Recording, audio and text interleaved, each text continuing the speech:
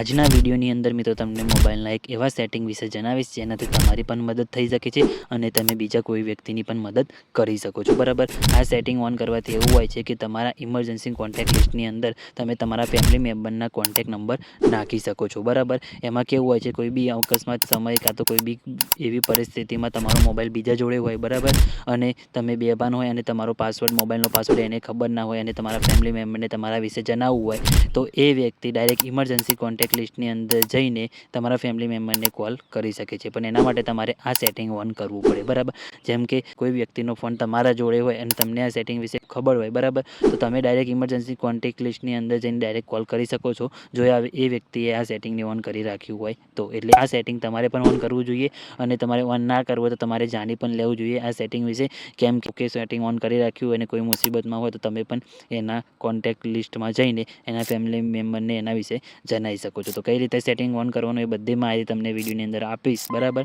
તો video skip કર્યા આગળ પૂરું જોજો અને ચેનલને સબસ્ક્રાઈબ કરી લેજો. તો ચલો મોબાઈલની સ્ક્રીન ઉપર. તો મિત્રો, મોબાઈલની સ્ક્રીન ઉપર જઈને તમને હવે બતાવું કે અહીંયા કોઈ બી કોન્ટેક્ટ નંબર નથી અને કઈ રીતના કોન્ટેક્ટ નંબર એડ કરવાનો એ પણ તમને શીખવાડીશ. તો અત્યારે તમને સૌથી પહેલાં તો બતાવી દઉં કે તમે જોઈ શકો છો અહીંયા ઇમરજન્સી કોલ લિસ્ટમાં કોઈ બી કોન્ટેક્ટ નંબર નથી.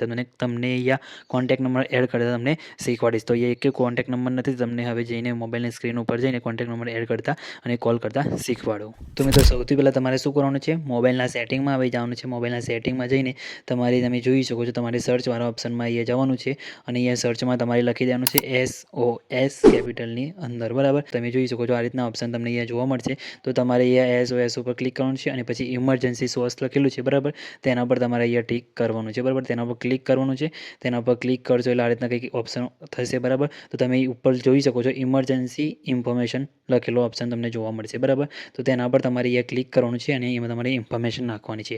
અહીંયા તમે જોઈ શકો છો આ રીતના ઇન્ટરફેસ દેખાય. તો પછી એડ કોન્ટેક્ટ લખેલું છે તેના પર તમારે ક્લિક કરવાનું છે અહીંયા, અને તેના પર ક્લિક કરશો એટલે તમે અહીંયાથી તમારા કોન્ટેક્ટ નંબર તમારે શો થશે. બરાબર, તો અહીંયાથી તમારે જે કોન્ટેક્ટ નંબર તમારા ફેમિલી મેમ્બર હોય એનો તમે અહીંયા કોન્ટેક્ટ નંબર એડ કરી શકો છો. અહીંયા હું મારા ભાઈનો નંબર અહીંયા એડ કરી દઉં છું. તમારે જેનો તમારે નંબર નાખવો હોય તમે નાખી શકો છો. અહીંયા કોન્ટેક્ટ નંબર એડ થઈ જશે. પછી તમારે આને ક્લોઝ કરી દેવાનું છે આખું અને મોબાઈલને બંધ કરીને ફરીથી તમને અહીંયા ઓન કરીને બતાવું અને કોન્ટેક્ટ નંબર તમારે આવી જશે. બરાબર, તો તમે જોઈ શકો મોબાઈલને અહીંયા મેં બંધ કરી દીધો.